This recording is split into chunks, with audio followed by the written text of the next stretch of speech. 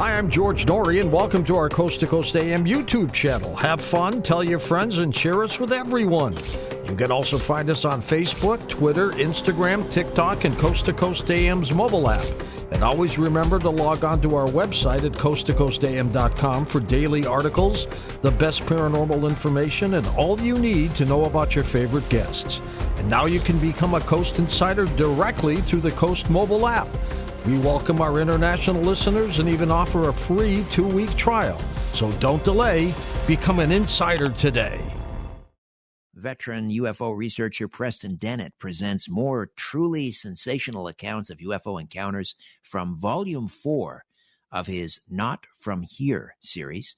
And in keeping with the theme of these volumes and their focus on the most bizarre types of UFO cases, outlining accounts that reveal startling patterns of UFO activity, in Chapter 5, ETs and Fertilizer presents cases in which fertilizer plays a significant role. Weird, right?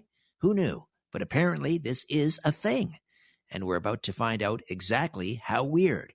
Preston Dennett began investigating UFOs and the paranormal in 1986 when he discovered that his family, friends, and co-workers were having dramatic, unexplained encounters. Since then, he's interviewed hundreds of witnesses and investigated a wide variety of paranormal phenomena. He's a field investigator for the Mutual UFO Network, a ghost hunter, a paranormal researcher, and the author of, countless books on UFOs and the paranormal. Here's a brief sample: The Healing Power of UFOs, Schoolyard UFO Encounters, UFOs at the Drive-In, Onboard UFO Encounters, Wondrous, 25 True UFO Encounters, Symmetry, a True UFO Adventure, and his latest, Not From Here, Volume 4. Preston Dennett, welcome back to Coast. How are you? I'm doing well. Doing very good. How are you doing? I'm well, and I continue to be impressed by how prolific you are. This is your second book this year. We talked earlier this year regarding your book, Symmetry, a True UFO Adventure. How do you, I've never asked you this in all the years that we've spoken, but how do you work? How do you put these books together so quickly? I'm obsessed. I have a lot of fun doing it. I've got a huge library of UFO books, a lot of connections with contactees. It's just something I really enjoy doing. I think it does take a lot of work, obviously, but I think if you enjoy doing it, it's not work. And yeah, I just love finding patterns in UFO research and talking to contactees and just digging deep. It's awesome. And so this is the fourth volume of Not From Here. Just explain what this series is all about. Yeah, this started because I realized I'd written a bunch of articles, over 100, many of which were basically being lost to history because, a magazine has a fairly short shelf life. I thought, you know what? This might be interesting to pull them out and take a look at them. And I'm like, wow, there's some very interesting information here that hasn't really been fully explored. So I pulled them into a book, Volume 1, updated each one, and it did really well. I had a lot of fun with it, and I've just sort of been following that. Yeah, picking out cases that I think haven't been fully explored, areas of research that haven't gotten a lot of attention, things that reveal unique aspects about ET origins and behavior. The really unusual type of cases. Right. If you'll permit me, I think that's your stock and trade is you cover aspects of the UFO and ET phenomena that just are not, nobody else seems to pay a lot of attention to. So, for example, UFOs at the drive-in theater. And as we'll discover, there are some very peculiar angles in Volume 4 of Not From Here. And one has to do with, we're all familiar with, UFOs chasing cars. But you go one step further and you're investigating not UFO car chases, but UFO car lift cases. What's that all about? Yeah, I think we are all familiar with UFO's tendency to chase cars down highways late at night. But these cases go way beyond that. There's a very famous case which occurred in 1988, which I heard about because That was about the time I got involved in UFO research, 86. And this case in 1988 involves the Knowles family from Australia, Faye Knowles and her 3 sons. I think they're around age 17 to 22, almost adults, so pretty much. And they were late one evening in 1988. They were driving across the Nullarbor Plain. This is a very remote area of Australia. And they passed a car which was being chased by a UFO. It really startled them. They pulled a U-turn to check it out, and this UFO stopped chasing that car and started chasing them. So they became alarmed, pulled another U-turn, and actually reached speeds upwards of 100 miles per hour trying to outrun this thing. Couldn't do it. It came right down on their car, actually hit the roof, and pulled their car up about 6 feet and carried it for a certain length down the highway. And that was my first introduction to car lift cases. I thought it was unique, but when I started digging more into UFO research, and in particular writing UFOs over in Nevada, I came into 3 cases in a row. And that's when I started collecting them. And I have to tell you, Richard, this happens a lot more than you might think. I've got about 20 cases that I found. Right. Can you share with us one case that occurred in January of 1961? This is an Adolfo Paolini Pisano, who's a government topographer who was, I guess, driving his Jeep on a highway in Venezuela. Yes, the Trans-Andean Highway. This is a very interesting case. He was actually following another truck pretty close up to it when suddenly a UFO came swooping down and lifted the truck ahead of him right off the highway and pulled it into a ditch. Not only the truck, but a big cloud of dust as well. And thankfully the guy wasn't hurt, just a few cuts and bruises. But it lifted this car right off the road. I think in this case it may have been accidental. I can't say for sure. I'm purely speculating here. This is one of the more brief cases because this vehicle was only lifted momentarily, where some are lifted for quite some time. I think it might have gotten caught in an anti-gravity field surrounding these craft, or maybe it was an intentional display. So I think that's what most of these cases are, a very much intentional act. But that one I am not so sure about. If a car was caught up in some sort of a tractor beam, I mean, did you ever find out how these automobiles operate after the incident? I mean, do they continue to work? Usually, not always.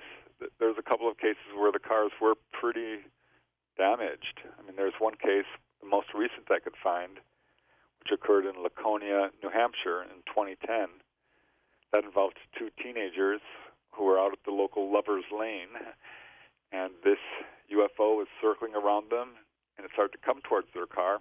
So they started the car and drove off as fast as they could, not fast enough. This object came and lifted their car right up, carried it several hundred yards, and dropped it down at the far end of the parking lot, and did cause some pretty severe damage to the undercarriage, a couple of $1,000s worth of damage, and also cracked the windshield. That's pretty unusual, I would say. Well, there are 3 or 4 other cases. There's one case in Nevada, actually one of the ones I mentioned in passing, involving 2 brothers who were moving their parents' belongings from California to Idaho, and were in northern Nevada in a U-Haul truck, came upon more than one UFO, and one came right down towards them and lifted the U-Haul up and did damage it pretty badly. The rear axle ended up falling right off. I'd hate to have to explain that to the mechanic, the U-Haul owners, but Yeah, good luck with that. that's a pretty well-verified case, actually. Anyone ever injured when a UFO takes one of these cars and pulls it off lifts it off the ground? Well, the case in Laconia involving the 2 teenagers, she did bump her head on the dashboard. He received a cut on his arm. But generally, no.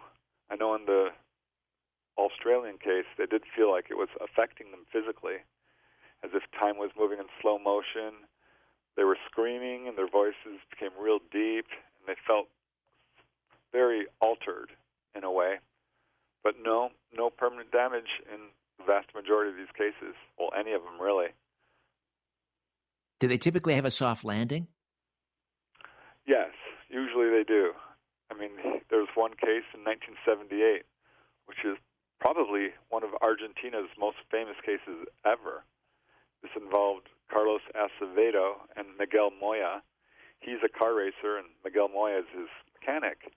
They were actually participating in an auto race, but had to drop out due to car trouble, got their car fixed, and were on their way back, only to have this UFO come down, and it carried their car about 6 feet above the highway for several miles. Mind you, they weren't taken on board. There was no missing time. This is just a weird thing that UFOs do. And yeah, sent them gently back down on the road, several miles ahead. Very strange. Any corroborating evidence from people on the ground? In other words, have people ever reported looking up and seeing a vehicle floating in the air, maybe underneath a UFO? No, that does not happen. We do have corroborating evidence in terms of there are multiple witnesses in the vehicle. In the Knowles family case in Australia, there were outside witnesses who saw UFOs in that area at that time. So to that degree, there is some corroboration.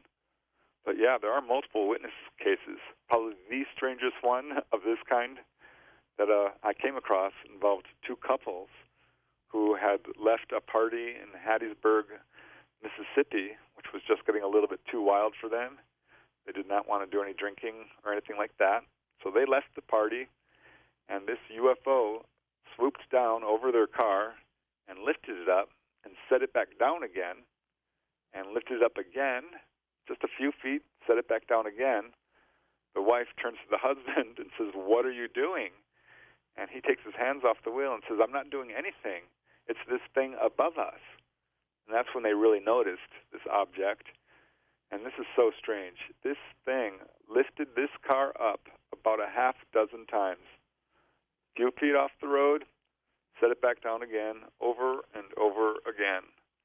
So I don't know what's going on inside that UFO. There's two grays arguing over the tractor beam or what. But I'm telling you, this is something that keeps happening. I've got cases dating all the way back to the 50s to the latest case is 2010. Is it always a motor vehicle, like a car or a truck, or has there ever been a case where a boat has been lifted off the surface of the water by a UFO? I have not seen that. Only in the movie Cocoon have I ever seen that. Oh, that's right, yes. But there is a case involving an actual big rig. That occurred in Nevada, actually, Elko, Nevada, in 1999, when a truck driver exited his truck on the highway to observe this UFO, which was darting around.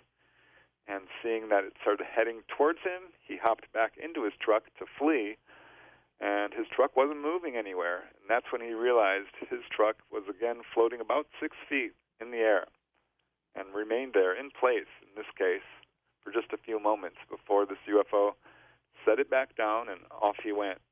And no, his truck wasn't damaged, but that is, a big rig truck, which is pretty unusual. Most of these are just little personal automobiles. That is remarkable. That'd be something to see, a sight to behold, to be sure. One of the other interesting patterns that you talk about in Volume 4 of Not From Here is the most common day in the calendar year during which UFO sightings are reported. Someone's actually broken this data down. What is the most common day of the year where UFOs are seen? Yeah, this is quite shocking to me, at least. It turns out that it's July 4th, Independence Day. I kept getting reports on this day, which I would basically just dismiss and tell the witnesses, you're probably seeing fireworks. I can't think of a more unfortunate day to see a UFO, except perhaps, April Fool's Day, which would not be a good day to see a UFO. But after getting a number of reports of this, I decided to dig a little deeper, because some of these reports coming to me were clearly not fireworks. I mean, people were describing discs with portholes and what have you. So I decided to take a look at the databases of MUFON, the Mutual UFO Network, and NUFORC, National UFO Reporting Center, and others. And I got a shock. I mean, I couldn't believe what I found. They receive, on the average, 10, 20 reports on a good day, perhaps a little less sometimes, but around there. On the 4th of July, it spikes up towards 50 or 100 on that one day. And after examining these reports, a lot of them did sound to me like what we call sky lanterns. That's a little candle in a paper balloon. Right.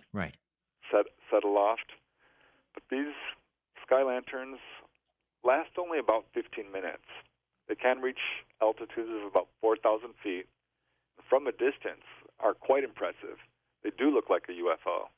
They can hover in the sky, dart around, move in patterns. But after examining, I examined well over several thousand cases. Boy, it dried out my eyeballs reading all these cases. I think a lot of them are absolutely genuine UFOs. Certainly the witnesses feel this way, because what's really interesting about these cases is they will show up when the fireworks show begins, remain there for the full hour, 2 hours, and then dart off. And some of these do involve absolute craft with portholes. I mean, some people even see figures looking out through the portholes. Very low level. This is absolutely a thing. There's quite a bit of buzz about this on the internet, which was another thing that got me to take a second look at this. In other words, the fireworks are attracting the UFOs. Yes, and what's interesting about that is because technically these are close encounters of the first kind, simple sightings, as opposed to the second kind, which affects the environment, or the third kind, which is direct contact. But there's another term for UFO encounters called close encounters of the fifth kind, which is human-initiated, where people call UFOs down. And in effect, I think that's exactly what's happening here, because there are cases where people have used lights and lasers and what have you to call down UFOs. And that's pretty much what's happening here. I think there's a couple of things going on, actually. I think, the UFOs are there to watch the fireworks show. That does seem pretty clear.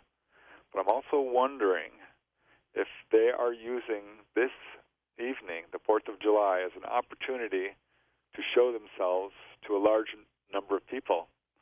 It's an ideal time. There's a lot of people out there looking up. And what's really interesting is they will sometimes put on a show for the witnesses that's even better than the actual fireworks show. I would point to one case in 1988 in Glen, Mississippi, where a mother stood in the doorway while her son was shooting off fireworks, and multiple sort of V-shaped objects swooped down. There was 6 or 7 of them. They were about the size of a pickup truck, they estimate, and they put on this show for them for a good 30 minutes, darting around, swooping, sort of dancing around in the sky, and probably would have stayed longer, but military jets came and chased them off. Not From Here, Selected UFO Articles, Volume 4. That's the latest from veteran UFO researcher Preston Dennett. One of the rarest types of UFO encounters on record, Preston, is where an actual collision takes place with an unidentified flying object and whether, a truck, a car, a train, a boat. As you document in Not From Here, it happens more than we might think. Yes, there are probably thousands upon thousands of pilot encounters, and of course, lots of people seeing UFOs while driving. So I started looking into this because I had heard of a couple of cases, and I wondered how common was this. This did come up in the congressional hearings where they talked about planes having near misses with UFOs. And so I did a deep dive into the literature, and I found not as many cases as I thought. I mean, compared to the huge number of encounters, it's almost statistically insignificant. So I wouldn't call this a real danger. But yeah, it absolutely does happen. There was a case in 1955. The pilot was Major Mervyn Stevens. He was flying over Pixie, California, and actually spoke to reporters after he had this accident with a UFO. He said it was like hitting a brick wall, and he said, and I quote, "I was struck by a flying saucer." He did report this to authorities. Edwards Air Force Base initially tried to cover it up, though there were apparently other witnesses on the ground who saw not the collision actually take place, but a UFO in that area at that time. And eventually, Edwards Air Force Base did release a statement saying that the plane looked like something had struck it from above. And that was one of the early cases I found, but I found several others. I mean, there are, in fact, 2 cases over the Mexico City airport, and one is quite well verified. That took place, July 28th, 1994, when a DC-9, a large jet, had a UFO approach it and actually came right up under it and hit the hydraulics, the wheels, as it's coming in for landing. This was verified by an air traffic controller by the name of Enrique Colbeck. He felt it was his duty to go public, and the plane was able to land successfully, though the hydraulics were damaged. That was verified, and according to the air traffic controller, there had been sightings before and after this flight had a very close encounter. So yeah, quite a few of them actually. I found about 10 total. If you had a collision with a UFO, I would imagine there might be some rather interesting trace evidence left, maybe on your vehicle, after you collide with a UFO. Anything like that occur? Oh yeah, absolutely. I mean, there's some that did involve planes. There was one actually in which the plane was, quote, shredded almost beyond belief. This was investigated by Robert Gribble of the National UFO Reporting Center, but was largely covered up. But there's some involving automobiles that did leave quite a bit of evidence. Dents on the bumper, on the hood, things like this. Let's see, I think one very interesting case actually involved an entity, because there are a few cases where people struck not a UFO, but an entity, and one really interesting case occurred in Kent, Ohio, and the witness was David Morris. He was on his way home from work one evening.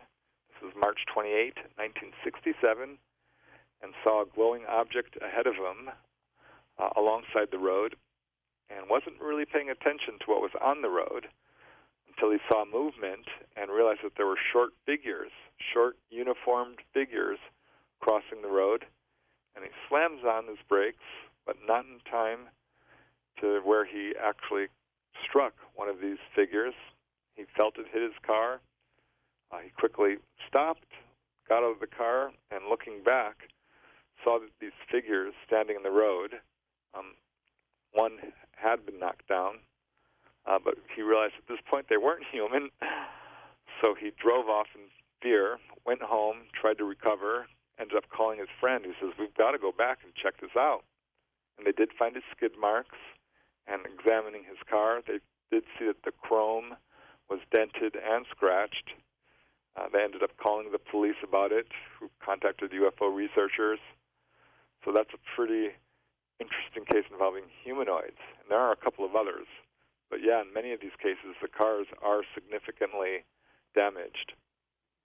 It's too bad he or someone else didn't have the presence of mind to, I don't know, take a sample from that front bumper or fender. Maybe there would have been some trace of DNA left there when he struck that entity. Yeah, that is unfortunate. There was one case where there was some apparent residue, metallic residue left on a car that was reported to APRO, and supposedly they were going to pull it off for analysis, though I couldn't find any reports, any follow-ups on what happened with that case. So I don't know, but yeah, this does involve planes. I mean, there's one case involving a train, automobiles, and I got one case in which a boat actually collided with an undersea object as well. Would love to hear about that. Yeah, this is a very interesting case, which I find particularly interesting because it's located in an area of very high levels of UFO activity, which is right off the Southern California coast in the Santa Catalina Channel. I ended up writing an entire book about activity in this area just because it's so active. I mean, I have 150 cases, but this one's unique. This occurred on February 5th, 1964, and the Hattie D was heading south down the coast. They were actually off the coast of Mendocino or thereabouts, which is a bit north of where most of the activity is, but I still think part of the whole complex of what's going on there. At any rate, they had to be rescued by the Coast Guard when their boat struck a metallic object. And they insisted it was metallic. They heard it thump. Their boat sunk quite quickly. But the main guy, the main witness, Carl Jansen, said that whatever struck us had no give to it at all. And they feel like this was a USO. This did get reported in a number of UFO books. I think Leonard Stringfield was the first investigator to get a hold of this case. But yeah, they all piled up into their raft and had to be rescued by the Coast Guard. And something unidentified poked a hole in the hull of their boat, causing it to sink. I teased this when we started this hour, and this is one of the strangest things, and that is that there seems to be some kind of a connection between UFOs and fertilizer, as in, the things that farmers spray on their fields to help them grow. And you actually fill an entire chapter on UFOs and fertilizer. What's going on? Yeah, this is something I actually wanted to look into for a while because everyone knows the Betty and Barney Hill case. If you don't, that occurred in 1961 when Betty and Barney Hill were driving through the White Mountains of New Hampshire, had a close-up sighting involving missing time. It took them some, time to realize this. But this was, of course, the case that introduced the world to onboard UFO encounters. And returning home, they did notice that there was weird evidence that pointed towards this being more than just a sighting. I mean, there were scuff marks on the tops of Barney's boots. Betty's dress was torn. There were little shiny marks on the hood of the car. So they knew something had happened, but the idea of missing time wasn't well known at all. So they weren't quite sure what to make of, Betty's having dreams of being taken on board, Barney's having some anxiety and health problems associated with this. And they were approached by two investigators who are actually scientists studying UFOs sort of secretly. This was Robert Homan and C.D. Jackson. And they started questioning the Hills on this missing time aspect and alerted them to the fact that probably something more was going on here, but started asking them all these bizarre questions, one of which was, did they have any nitrates, anything to do with fertilizer, in their car at the time of this incident? Both the Hills thought this was a completely off-the-wall question and did not think that they had anything in there. Barney did have a couple of bullet shells, gunpowder. But after these guys left, they realized that they did, in fact, have a bag of fertilizer in the trunk of their car, which they had neglected to take out before going on this trip. But according to Homan and Jackson, they had investigated several cases in which people had had close encounters and missing time in association with nitrates or having been involved in the fertilizer industry. And nothing ever really came of that case. I mean, the whole mystery was never solved. It did come up in Kathleen Martin, her niece, yes, wrote a book on this case with Stanton Friedman, and they talked about it again. John G. Fuller, who wrote the book Interrupted Journey, talked about this, but they never knew what to make of it. And I kind of just let it sit there. I always wondered about it. But then, I came upon another case, which is pretty well known in the literature. And this sort of really raised an eyebrow for me. This occurred on April 24th, 1964, not long after. This was in Tioga City, New York.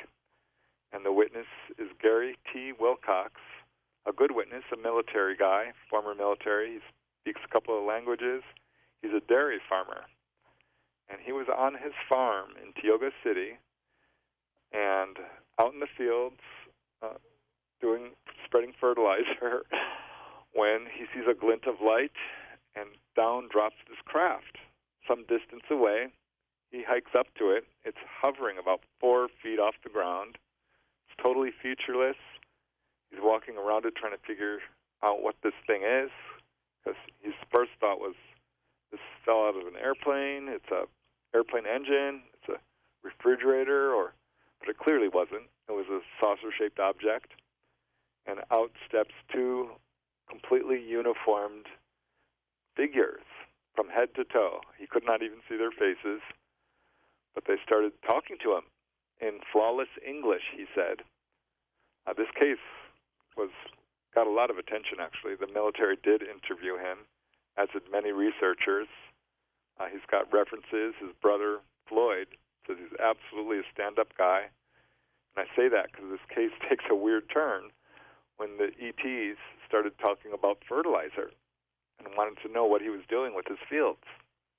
And Gary explained that we fertilize our fields to help plants grow. They told him other stuff, which he said was personal, and he did not want to reveal it to researchers. But they did, he said, talked with them for about an hour and a half. And at one point they asked him for a bag of fertilizer, which he obliged. He went back to his barn, picked up an 80-pound bag, came back to the landing site. The craft was gone at this point. So he just left it there, and it disappeared the next day. So that was a case that I thought, you know what? I'm going to dig a little deeper, see if I can find any connection here. And I did. Not a lot, but I found a few really interesting cases that pointed towards this connection. And what do you think is going on? Why are ETs interested in fertilizer? I can only speculate, because we do know that we see these craft coming down and collecting plants. There's the Maurice Mass case in Valençol, France, where they collected his lavender plants. Lots of cases like that. Case down in Mexico where they stripped all the leaves off this lady's Swiss cheese plant, a split-leaf philodendron. I mean, there's case after case after case where they're picking people's flowers and plants.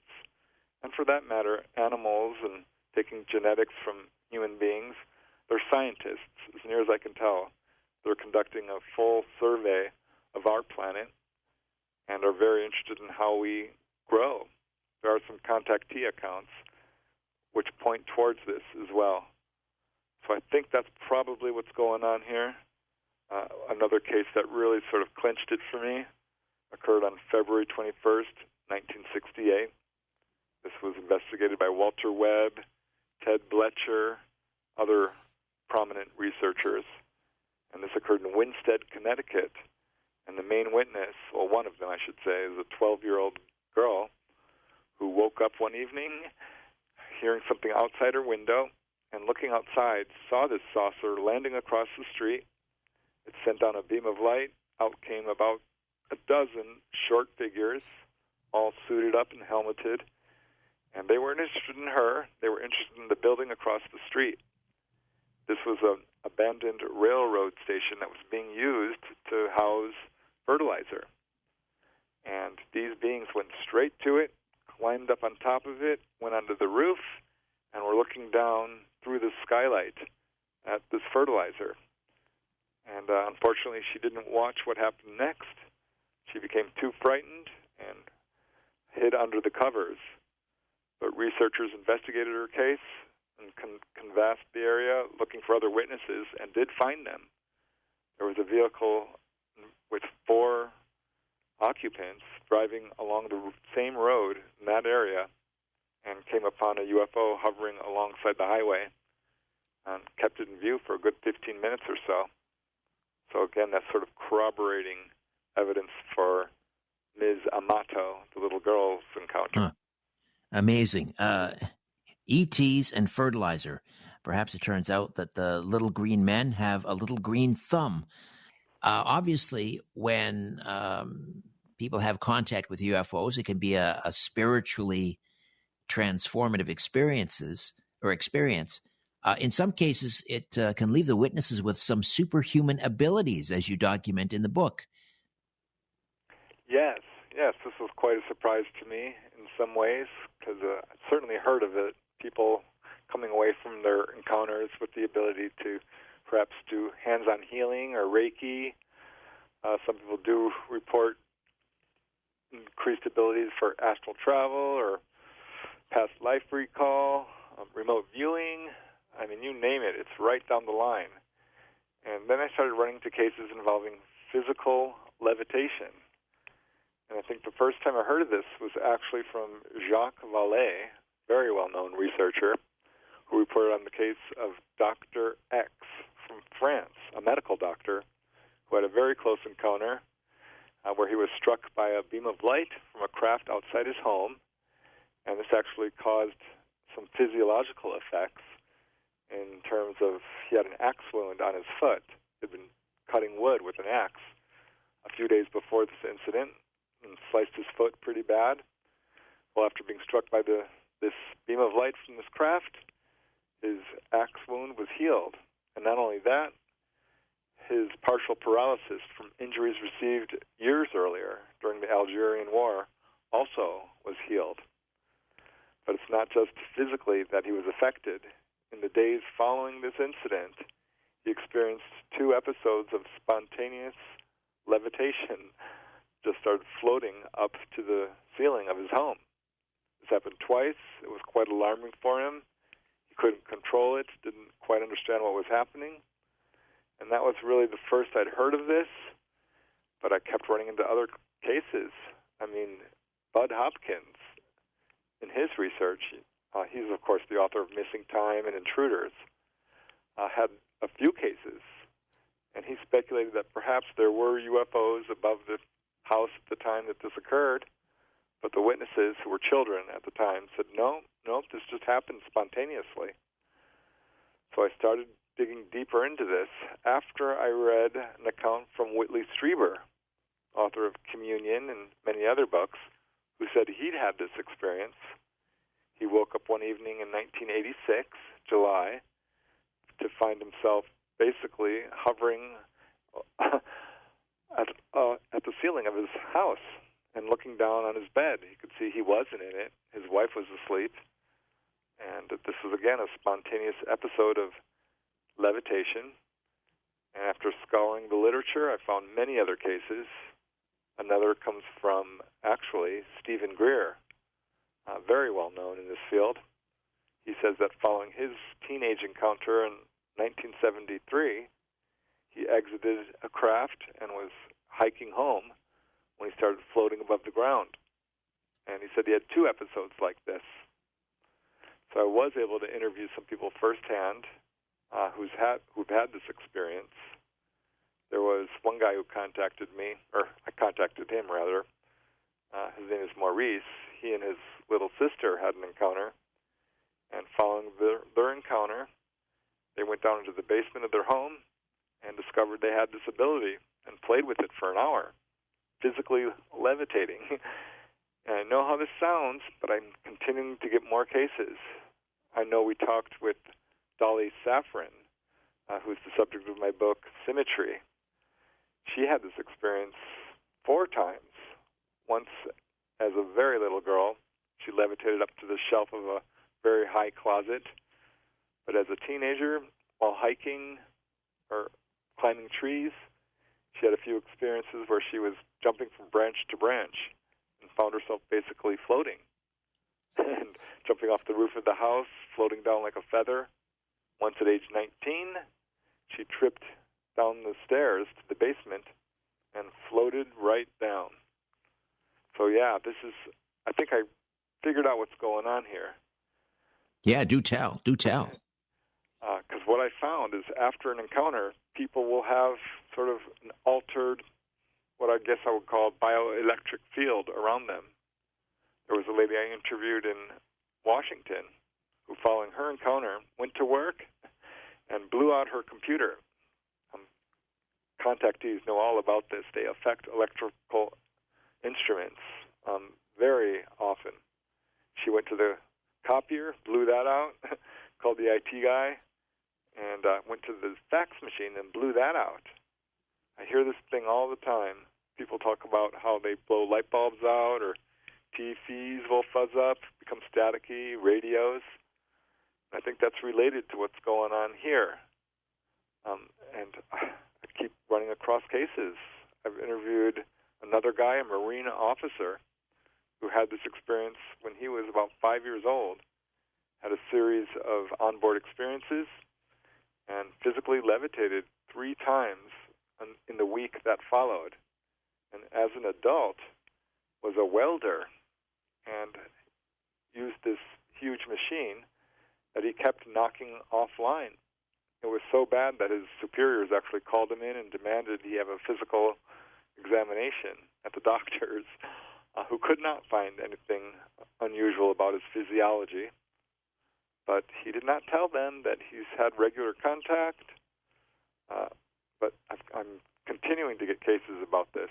Each time I do a podcast, I bring this up, and people are like, oh, I have heard of this. A few have told me, I'm so glad you mentioned this. I never told anyone this, but I'm a contactee, and I did have that experience. But I don't tell people because they don't believe me.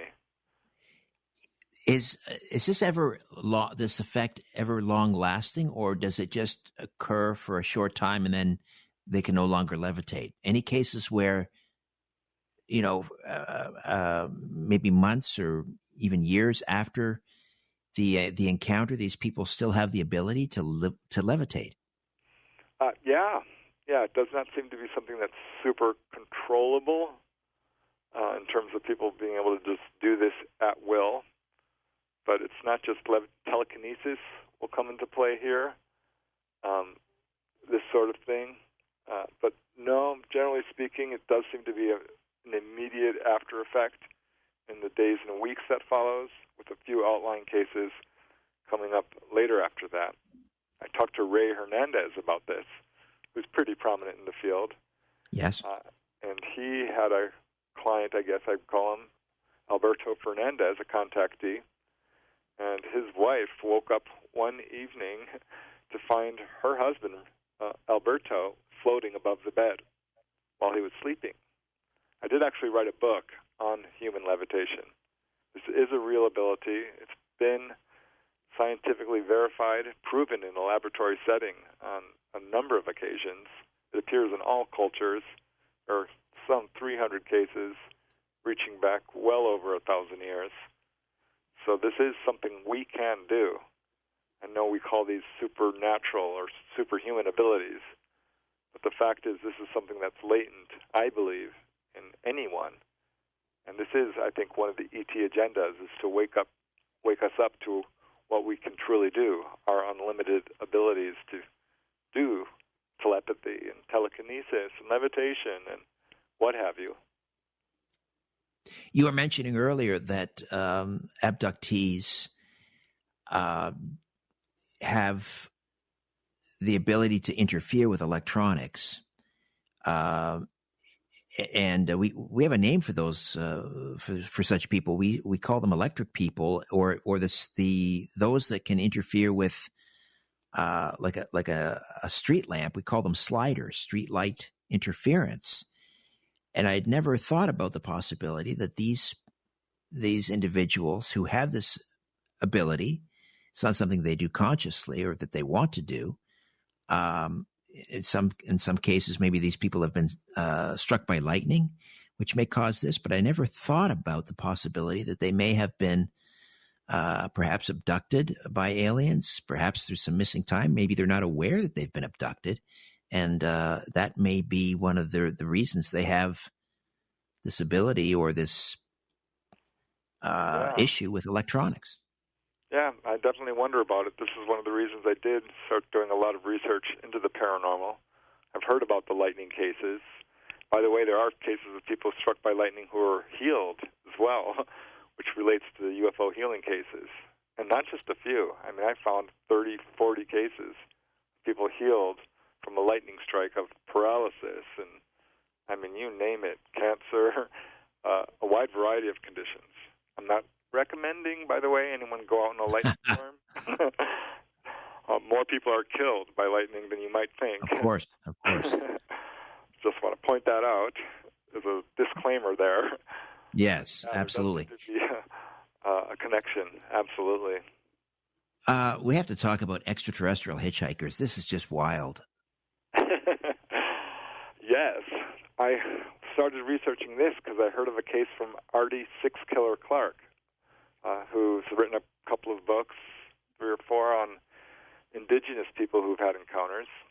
And one case that she wrote about occurred in Chinle, Arizona, to a Native American gentleman by the name of Dakota, who was driving along this remote Arizona highway and came upon a hitchhiker.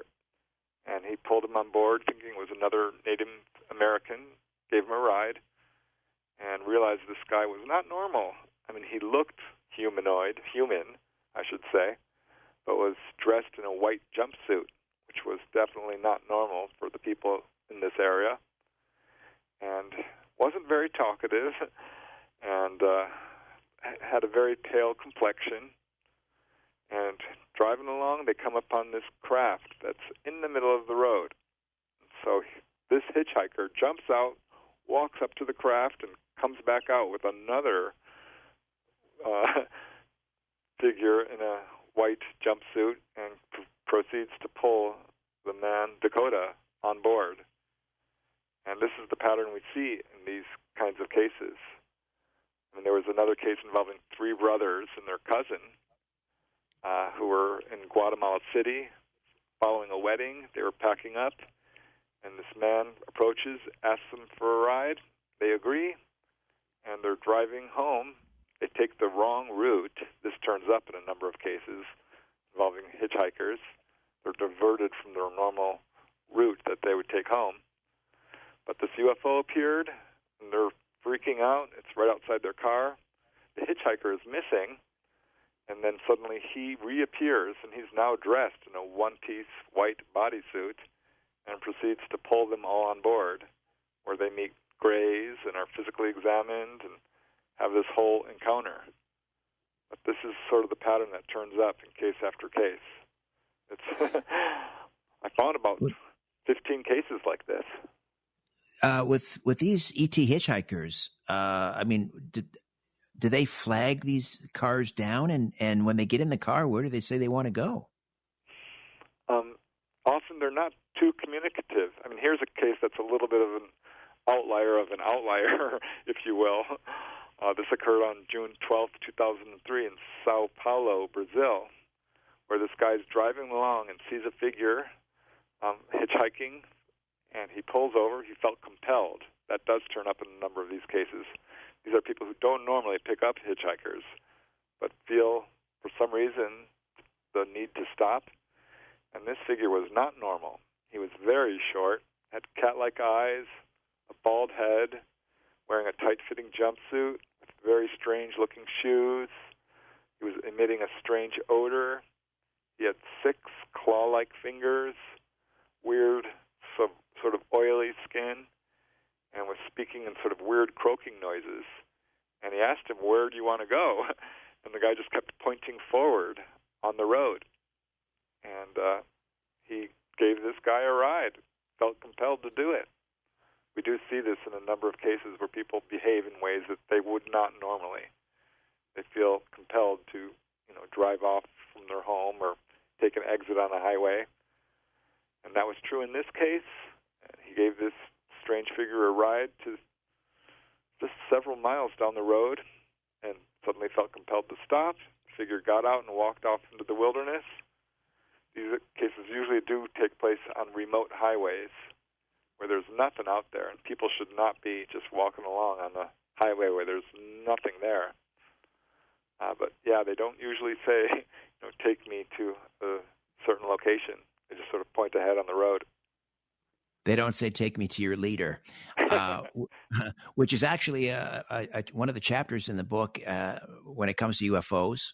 One of the most common questions people ask, of course, is why don't ETs just land on the White House lawn and say, take me to your leader?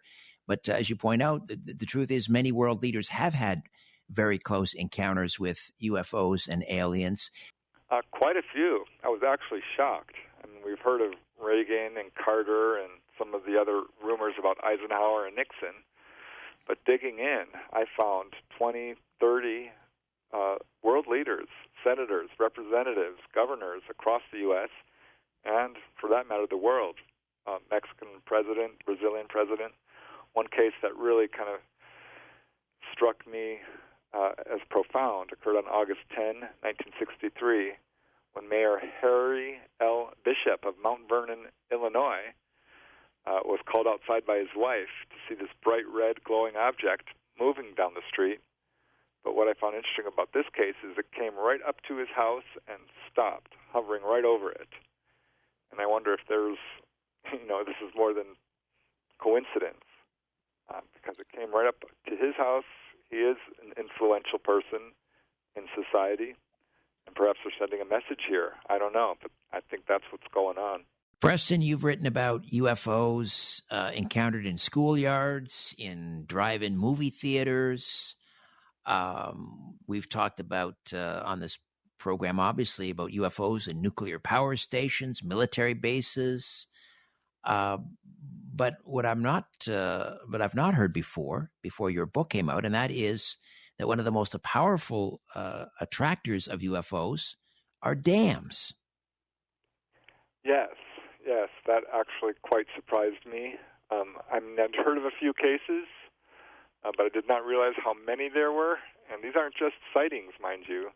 These are landings in many cases, and in a few cases, humanoids as well. There's a very famous case which occurred at Loch Raven Dam, actually a series of them over a period of decades, I should say. This was one of the cases that inspired Close Encounters of the Third Kind, or the movie. But at any rate, the first case that occurred there was in May of 1953, where an object was hovering over the bridge of the dam, causing the vehicle to fail. And it was just 5 years later, October 26, two people were in their car, Philip Small and Alvin Cohen, saw an egg-shaped object, again, hovering over the bridge. This caused their car to fail. They had burns on their face, sunburns, or ended up going to the Baltimore hospital. But yeah, there was about 5 or 10 cases in the Loch Raven Dam alone. And digging into this, I found cases all over the world, across the United States. I mean, you name it. There was a very interesting case which occurred on August 30th, 1970, at the Funil Dam in Rio de Janeiro, Brazil, where this object was hovering so low over the dam that the security guard actually decided he was going to fire his gun at this object. This was close enough where you could see portholes. It was hovering just, feet above the dam. He heard these bullets actually hit the metallic surface, but at this point the object did respond by sending a beam of light onto the security guard, Almiro Martins, causing temporary blindness.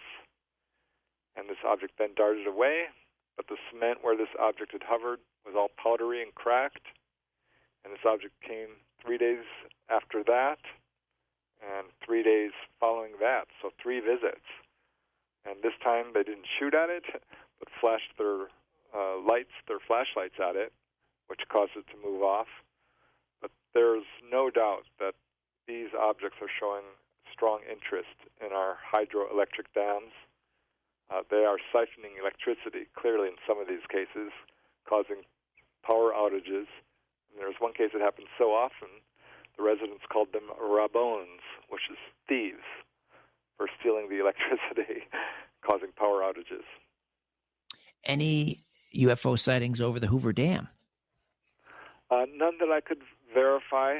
I did see one where there was an apparent photograph, but I was questioning it because it could have been photoshopped, and there wasn't any eyewitness testimony to back it up. Wouldn't surprise me a bit, though, if there was, because, again, this is absolutely a thing. Is this something that you've noted over the years in your research, that the ETs have an interest in police? Yes, 100%. I think the reason is that they are often outside. They're the watchers of this place, as one ET put it. Are you the watcher of this place? Yeah, there's been books written on this. You're much more likely to encounter a UFO if you're a police officer out there patrolling the area. There's many, many accounts. I do know about the Patrolman Herbert Schirmer case, but there's many of them. Sergeant Charles Moody. I interviewed a few people here in California who were police officers who had an encounter. So, yeah, that's absolutely a thing. I'm not so sure if it's necessarily because they're policemen or if they're just outside, but it's definitely something. There's definitely a high incidence of police officers among the contactee population. It's quite interesting. All right. Kirk, thank you for that. Great call. Preston, wonderful to talk to you again. Thank you for hanging out the last 2 hours. How do we get a copy of Not From Here Selected UFO Articles, Volume 4? Hey, I appreciate that, Richard. Thanks. Yeah, I do have a website. Just punch my name in. It should take you there. You can order the book through my website. It's on Amazon. I'm all over social media, YouTube, Twitter, Instagram, Facebook. And, yeah, I appreciate you having me on the show. Anytime, my friend. Thank you. The Coast mobile app is now available for download on iPhones and Android devices. You can become an insider directly through this app.